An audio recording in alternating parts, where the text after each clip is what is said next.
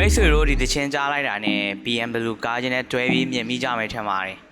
ဒီကားကြီးနဲ့တချင်းရဲ့အဆက်မှုအကြောင်းသိတဲ့လူတွေရှိရင် comment မှာဝင်မှန်းပေးခဲ့ကြပါအောင်ပထမဆုံးအနေနဲ့ကျွန်တော်ရှေ့မှာရှိနေတဲ့3စီးကတော့ BMW 5 Series ထဲက2018 model တွေဖြစ်ပါတယ်ဒီ3စီးလုံးက engine power အနေနဲ့ပြောရမယ်ဆိုရင် engine power 2.0 twin turbo ပြီးတော့ horsepower အနေနဲ့ပြောရမယ်ဆိုရင်သူက250 horsepower အထိထွက်တယ်ဗျ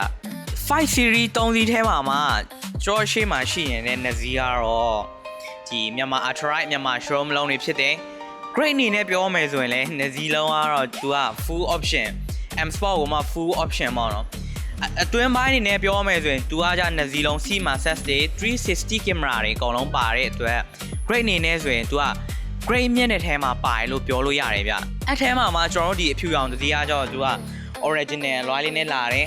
တာယာကိုလည်းကျွန်တော် Michelin တာယာကိုလဲထားတဲ့အတွက်သိရမလားအရာကတော့သိတဲ့အတိုင်းပဲအဖြူရောင်ဆိုတော့လူကြိုက်များတဲ့အထဲမှာပါတယ်လို့ပြောလို့ရတယ်ဗျ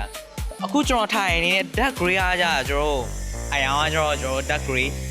အလွိုင်းအနေနဲ့ကြာကျွန်တော်တို့ BBS အလွိုင်းကိုလဲထားပြီးတယ်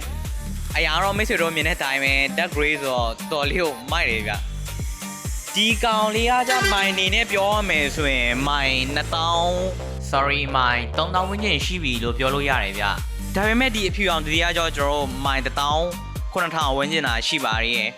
ဈေးနှုန်းအနေနဲ့ဆိုလဲဈေးအနည်းငယ်လေးကွာခြားမှုတော့ရှိရဲ့ဗျဒီအဖြူအောင်တစည်းကတော့ဈေးနည်းနည်းပို့ရလို့ပြောလို့ရမယ်ပေါ့နော်ဒီထဲမှာကဒီကျွန်တော်တို့ဒီအနက်ရောင်တစည်းတော့နည်းနည်းလေးထူးခြားတယ်ပေါ့နော်သူကကျတော့ကျွန်တော်တို့မြန်မာ showroom လုံးမဟုတ်တော့ဘဲနဲ့ဒူဘိုင်းနေတွင်းထားတဲ့ဒူဘိုင်း import အလုံးသူကကျ M Sport ကိုမှ master class ဗျ great အနေနဲ့ပြောမယ်ဆိုရင် full option လို့ပြောလို့ရတယ်7 series မှာရနိုင်တဲ့ option အားလုံးကိုကျွန်တော်တွေးနိုင်တယ်လို့ပြောလို့ရတယ်ဗျအဲ့အပြင်မှာကျွန်တော် night vision camera တွေ sunroof moonroof တွေ master system မကဘဲနဲ့ကျွန်တော်ထိုင်ခုံအပူအေးအပြင်ကိုမှကျွန်တော် intelligent safety လဲပါသေးရဲ့ဗျ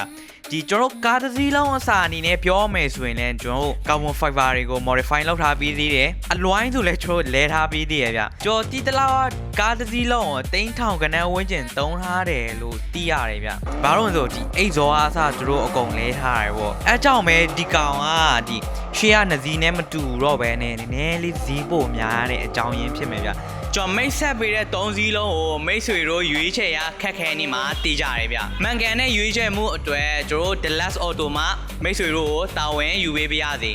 ကျွန်တော် The Last Auto ကတော့ဝေဒနာလမ်းမကြီးပေါ်မြစ်တလမ်းနောက်မှာရှိနေကျွန်တော် The Last Auto Car Showroom မှာမိတ်ဆွေတို့ကိုဖိတ်ခေါ်လိုက်ပါတယ်ကျွန်တော်တော့မိတ်ဆွေတို့တည်တဲ့အတိုင်းဖိဝင်မှာနောက်ထပ်ဗီဒီယိုမှာပြန်ဆောင်ကြမယ်